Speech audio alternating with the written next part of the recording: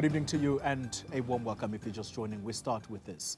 The bail application for alleged diamond scam mastermind Louis Liebenberg was cut short on Wednesday when the magistrate in the matter asked for him to be assessed for his fitness to comprehend court proceedings. This call was made after Liebenberg's numerous outbursts and claims that he was being bullied by the magistrate, prison officials and the police. Now, the bail application will proceed on Thursday if Libenberg is found to be fit to continue. Juniour Khumalo attending those court proceedings for us in Bronkhorstspruit, and he joins us now in studio. Juniour, a very, very fascinating day indeed in court. Let's start with the outbursts. I know you're going to lead us into the ultimate decision for him to be evaluated as to whether or not he understands the court proceedings.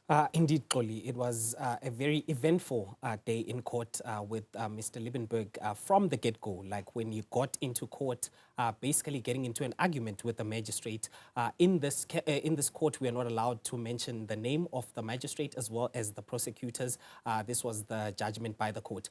So he got into basically a verbal altercation with the magistrate, accusing the magistrate of being biased, saying that during his last court appearance, he was ambushed. He was told on the day that he needs to come to court. He was never prepared prior to come to court. And he says that he felt like this was an attack and a bullying by the system, from the judges to the police, to the prison officials as well.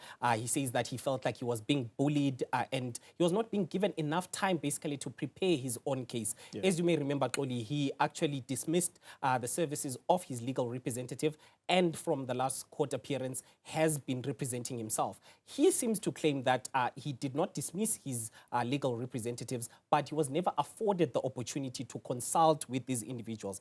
He has been kept at the Kgosi Mampuru's maximum security section. So he says he has not been granted the opportunity to engage with his legal representatives. That's why he found it better to represent himself. But today, when he was trying to represent himself, he did not sound coherent. He would jump from one accusation to the other. Then he would accuse the Minister of Correctional Services, saying he overheard a conversation by the Minister of Correctional Services. Not that he saw him. Not that he saw him. He overheard the conversation.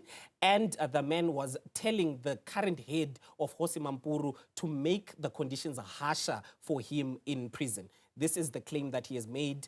And also later on, we saw him saying, Viva Msholozi, Viva MK Party. There were some supporters, again today, there were some supporters, including David Kosana from the MK Party. So he was looking at them and chanting these salutations to the party, because there is that link with the former President Jacob Zuma having paid some of his legal fees as well.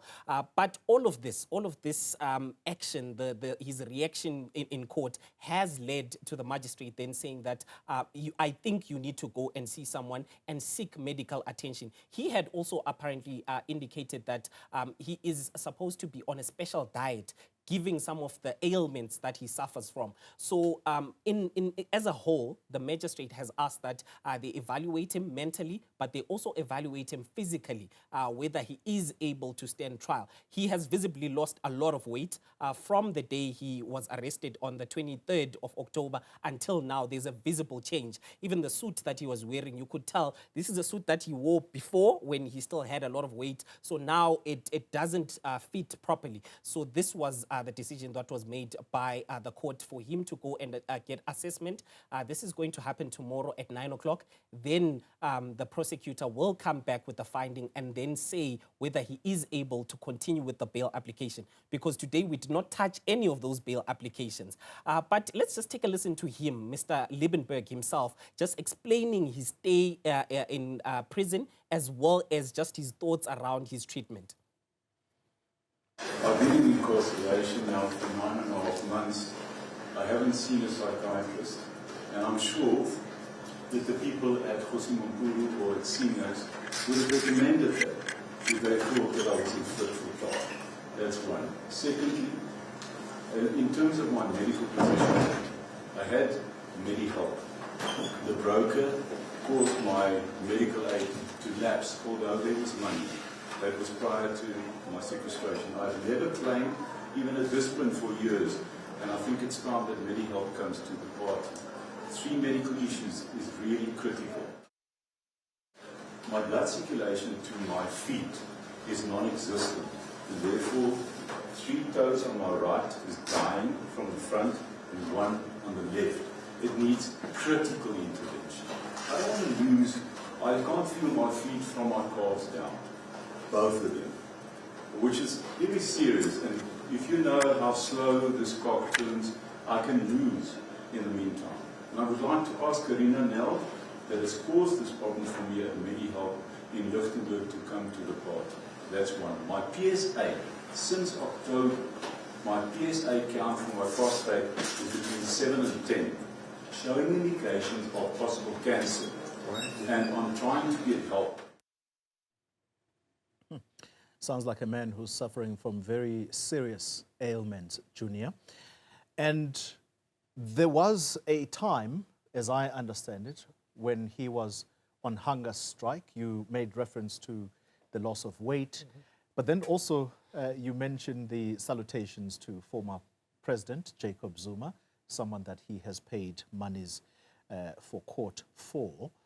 But there was also a mention of a certain diamond intended for a certain person who sits in high office. Talk to us about those. Indeed. He also made mention of the Deputy President of the country, Paul Mashatile, and just how it came about that he had given that gift of a diamond to the Deputy President's wife. By the way, this was towards the end of today's proceedings. He requested from the magistrate that he be given an opportunity to actually address the media, because he felt like he was being hauled in to the dock and the witness box and then immediately ushered out without being afforded the opportunity to address some of these allegations that we've seen being reported about.